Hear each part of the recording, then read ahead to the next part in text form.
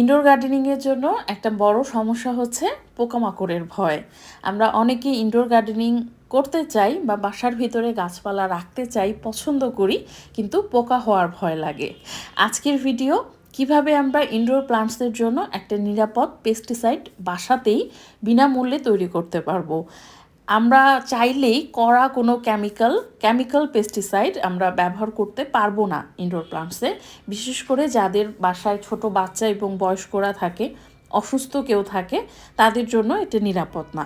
তো আমরা আজকে দেশি নিমের পাতা দিয়ে একটা অর্গানিক পেস্টিসাইড তৈরি করব, যেটা বিনা খরচে, মানে টাকা দিয়ে আপনার কিছু কিনতে হবে না, এবং সম্পূর্ণরূপে তাহলে সেটা অর্গানিক হচ্ছে। এটার জন্য আমাদের লাগবে দেশি নিমের পাতা। আপনার যদি বড় গাছ থাকে তাহলে তো খুবই ভালো, কিন্তু যারা আমার মতো শহুরে বাগানি তারা খুব সহজে এটা কালেক্ট করতে পারবেন না, কারণ ঢাকা শহরে আমি থাকি, তো এখানে চাইলেই নিমের পাতা কালেক্ট করা এত সহজ না। কি করব আমরা, যদি আপনার বারান্দা থাকে এবং ভালো রোদ আসে তাহলে আপনি নার্সারি থেকে একটা নিম গাছ কিনে এনে টবে বসিয়ে দেবেন।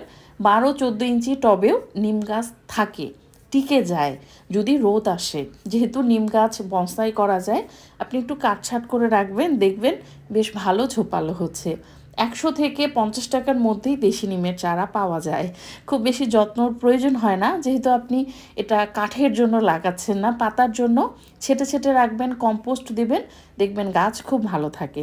যতটুকু প্রয়োজন সেই পরিমাণ পাতা নেবেন। এই গাছটা আমি খুব বেশি দিন হয়নি, খুব সম্ভবত 5 থেকে 6 মাস হয়েছে, এবং এখন মোটামুটি গাছটা ম্যাচিউর, পাতা কালেক্ট করা যাবে। তো আপনার যতটুকু প্রয়োজন সেই অনুযায়ী পাতা নেবেন। এরপর পাতাগুলো ভালোভাবে ধুয়ে নেবেন। এটা আমার রাস্তার পাশে, যেহেতু বারান্দাটা, প্রচুর ধুলা হয় এই গাছগুলোতে। ভালোভাবে ধুয়ে নিয়ে এরপরে আমরা এটাকে জাল করব। পাতাগুলো ডুবে যায় পুরোপুরি, এরকম পানি দিব আমরা, কোনো হিসাব লাগবে না। কিন্তু জাল করব এমন যে প্রথমে একটু পাতাগুলো সবুজ থাকে, যখন আপনি সেটা সেদ্ধ হওয়া শুরু করে, এরপরে যখন কালচে হয়ে যাবে পাতাগুলো, তখন আমরা এটা নামাবো। মানে একটু ঘন টাইপের, একটু কালচে সবুজ টাইপের চায়ের মতো হবে, তারপরে আমরা নামিয়ে ফেলবো। আমার ভিডিওতে যেরকম দেখা যাচ্ছে তার থেকেও কালারটা আরেকটু কালচে সবুজ হবে। আমি সময় ছিল না দেখে খুব বেশি জাল করতে পারিনি। এরপরে ছেঁকে নিতে হবে ভালোভাবে। পাতার যে ছোট ছোট পাল্পগুলো থাকে, এগুলো যদি আটকে যায় আপনার প্রেসার বোতলে, স্প্রে বোতলে, তাহলে কিন্তু সেটা নষ্ট হয়ে যেতে পারে। এ কারণে ভালোভাবে ছেঁকে নিতে হবে। হিসাবটা হচ্ছে, আমরা স্প্রে করার জন্য যেই মিশ্রণটা তৈরি করব, ধরেন 1 লিটার, তাহলে আমরা 800 ml পানি নেব, নর্মাল পানি, এবং 200 ml আমরা এই নিমের যে চাটা আমরা তৈরি করলাম সেটা দেব। ক্লিয়ার?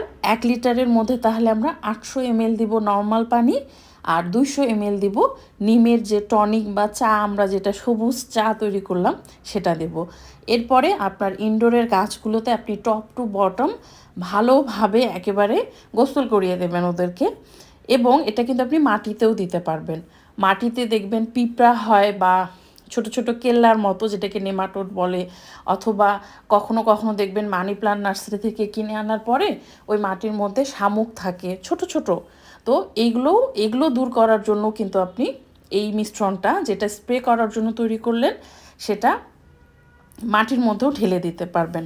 তবে গরম অবস্থায় কিন্তু আমরা দিব না, এবং কড়া রোদের মধ্যে প্রয়োজন নেই, সকালে অথবা সন্ধ্যার দিকে আমরা এটা স্প্রে করব। এটার আরেকটা ভালো দিক হচ্ছে, স্প্রে করার পরে এটা আবার ধুয়ে দেওয়ার প্রয়োজন নেই। এই কীটনাশকটা আমরা মাসে 2বার দিতে পারবো, 3বারও দিতে পারবো। তবে আমি সচরাচর 3বার ব্যবহার করিনি, 2বার ব্যবহার করেছি। এই ছিল আজকের ভিডিও। কেমন লাগলো জানাবেন।